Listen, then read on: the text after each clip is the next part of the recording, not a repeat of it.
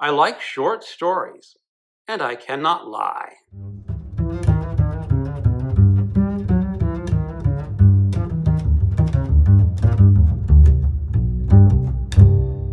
Hello, and welcome to my channel, Another Bibliophile Reads. My name is Greg, and I'm one of the co-hosts for Short Story Summer, a reading event created by Brandy, the literate Texan.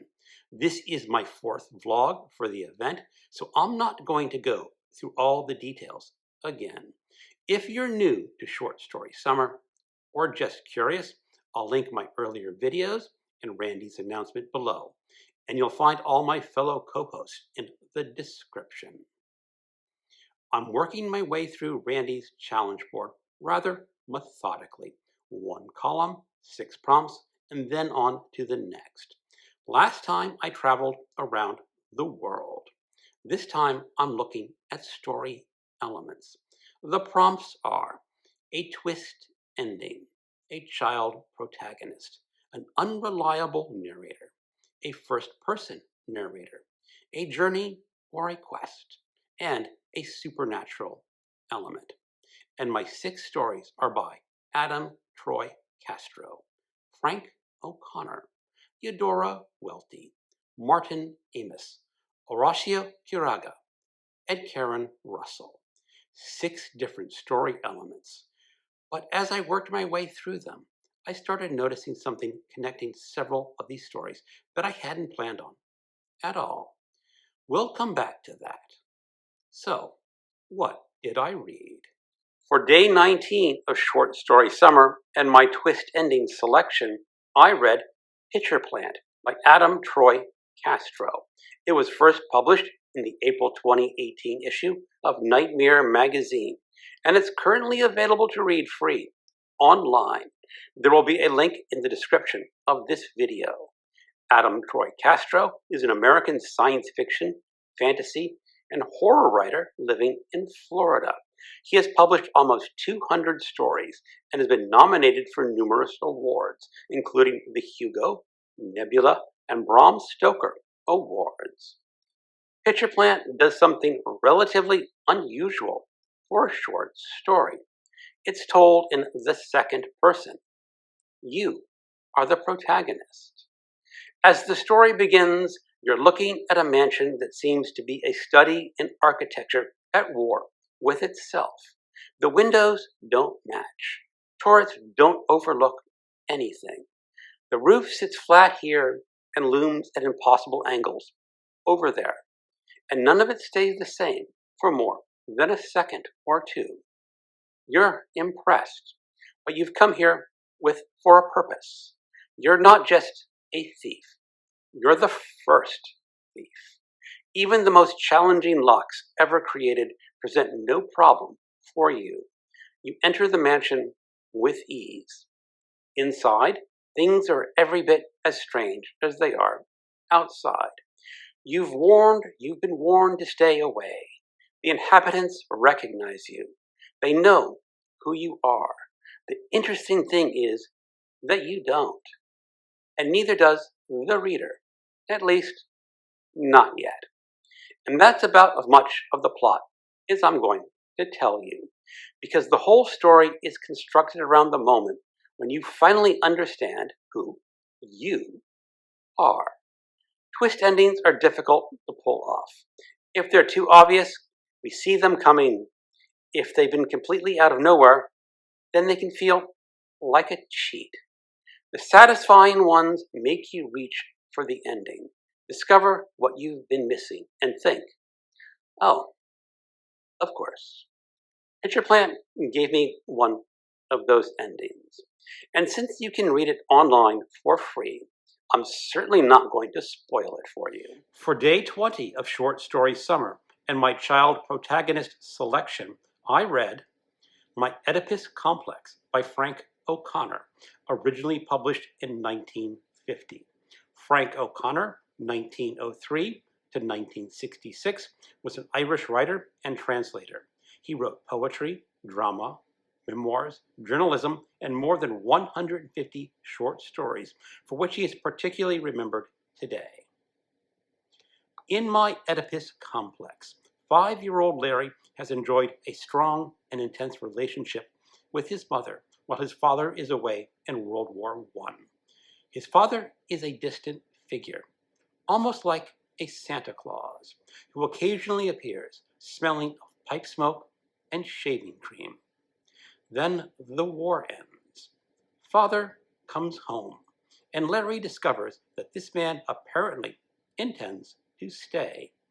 Even worse, his father is now competing for his mother's attention.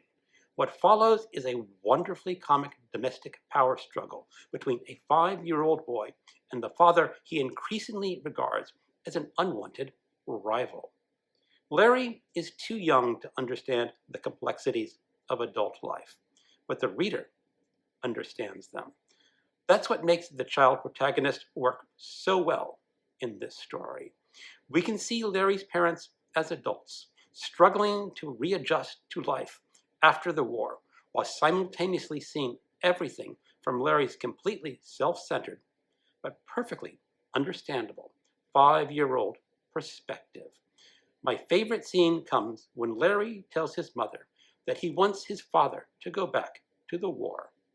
His mother explains that he can't. The war is over. Larry's solution is perfectly reasonable.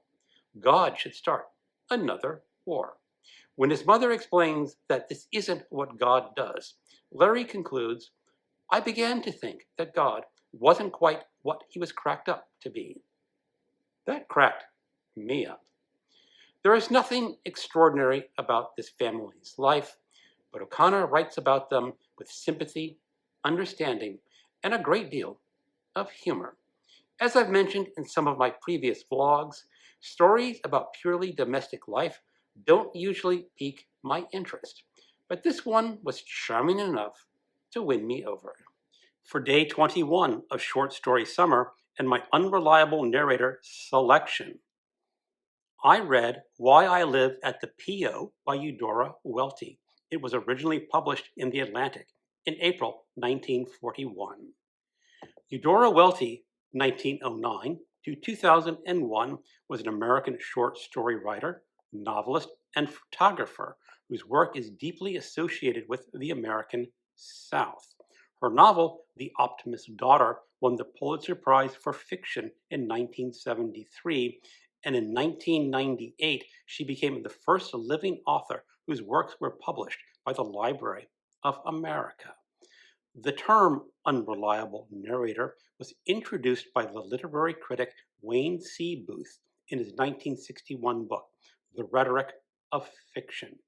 Basically, it's a narrator whose version of events can't necessarily be trusted. Sometimes that's obvious. Think of the disturbed narrators in stories by Edgar Allan Poe. But sometimes it's much more subtle. Sister, the narrator of Why I Live in the P.O., is a wonderful example. On the 4th of July in China Grove, Mississippi, Sister's younger sister, Sister Rondo, returns home after separating from her husband, and she brings a child with her named Shirley T. Stella Rondo claims Shirley T is adopted. Sister doesn't believe her. And that's the beginning of a series of escalating conflicts within a family whose relationships were already somewhat strained. But everything we know about what happens comes from Sister. And Sister has opinions. Lots of opinions. She carefully explains exactly what Stella Rondo did, what everyone else did, what she did, and why everyone else is being completely unreasonable. The problem is that the longer Sister talks, the more reason we have to wonder about Sister.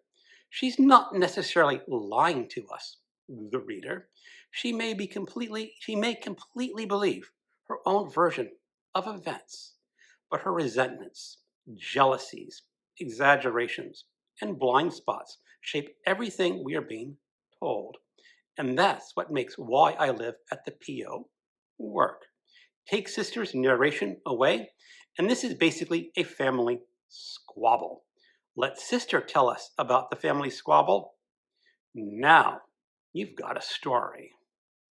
For day 22 of Short Story Summer and my first-person narrator selection, I read The Immortals by Martin Amis, originally published in his 1987 collection, Einstein's Monsters.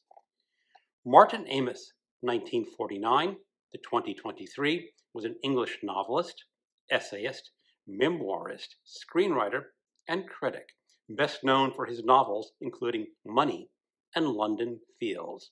He was also the son of the novelist Kingsley Amis. The unnamed narrator of The Immortals has been around since the beginning of life on Earth. He witnessed the formation of the continents, the rise and fall of the dinosaurs, the Ice Ages, classical antiquity, the Middle Ages, and the Renaissance. He was even drinking buddies with Ben Jonson. And yet, despite his extraordinary long life, he hasn't really amounted to much. He's a witness to the beginnings, and now to the endings, because life on Earth is ending. There has been a nuclear war.